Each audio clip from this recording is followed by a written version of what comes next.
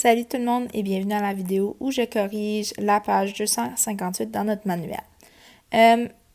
Pour la plupart de ces figures-là, c'était assez simple, à part, je dirais, la première. Ici, on voulait trouver l'aire latérale, l'aire des bases et l'aire totale.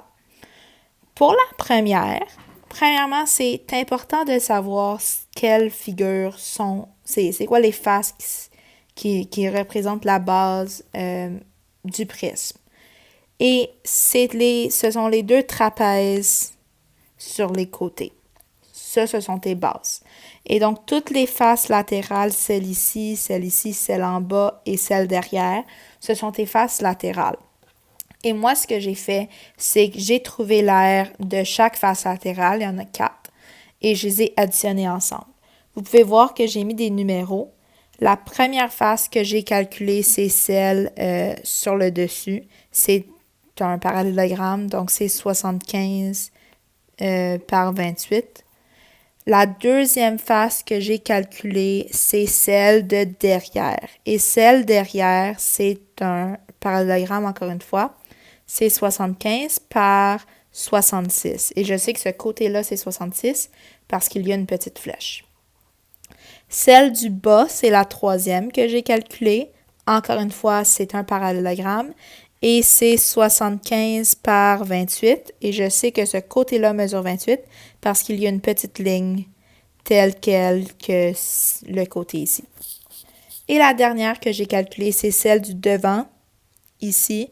C'est 75 puisque toutes ces mesures-là sont 75 par 32. J'ai calculé toutes les aires, je les ai additionnées ensemble et ça me donne 11 550. Pour le trapèze, j'ai calculé l'aire d'un trapèze.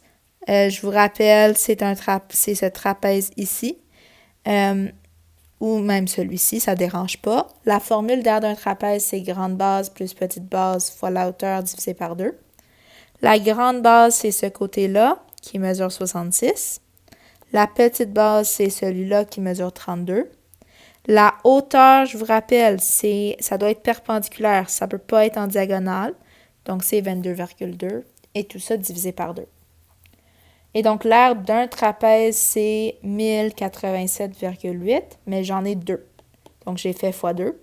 Et pour l'aire totale, j'ai juste tout additionné ensemble. Pour le B, c'est une pyramide. Donc, j'ai calculé l'aire d'un triangle. La base, c'est 14. La hauteur, c'est 27,7. Et j'en ai 8. Puis je sais que j'en ai 8 puisque ma base ici, c'est un octogone. Donc ça implique que j'ai 8 triangles. Donc j'ai multiplié par 8 et l'aire latérale de tous mes triangles ensemble, c'est 1551,2. J'ai une base et c'est un polygone régulier. Donc la formule, c'est Cantu. Le côté de l'octogone, c'est 14. L'apothème de l'octogone, c'est 16,9 et j'ai 8 côtés. Et pour trouver l'aire totale, j'ai juste additionné l'aire de la base plus l'aire latérale. Même principe pour le C. Par contre, ici, c'est un prisme à base hexagonale puisque la base, c'est un hexagone.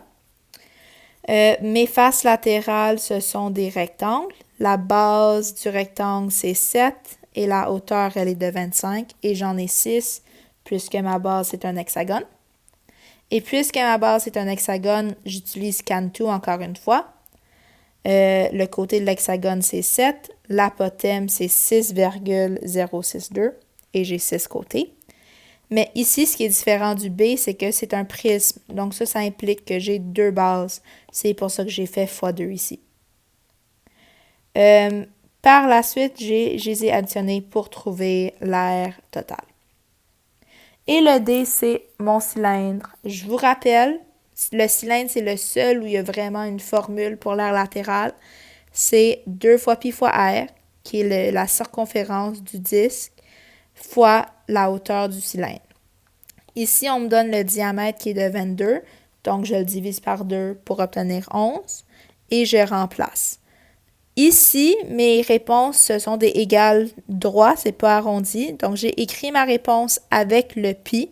Donc, ça ne dérange pas si vous l'avez fait comme ça. Sinon, je l'ai écrit ici pour l'aire latérale. Ça, c'est juste ce que tu obtiens en multipliant 272,8 fois pi. Si tu fais la même chose, ici, ça devrait être 760, virgule 27. Si tu fais 242 fois pi. Je vous rappelle, une base, c'est un disque, donc pi fois rayon carré pour trouver l'aire d'un des disques, et j'en ai 2. Donc, j'ai fait fois 2 ici, et je les additionne pour obtenir l'aire totale. Donc, j'espère que cette vidéo vous a aidé tout le monde. On se revoit bientôt. Bonne journée!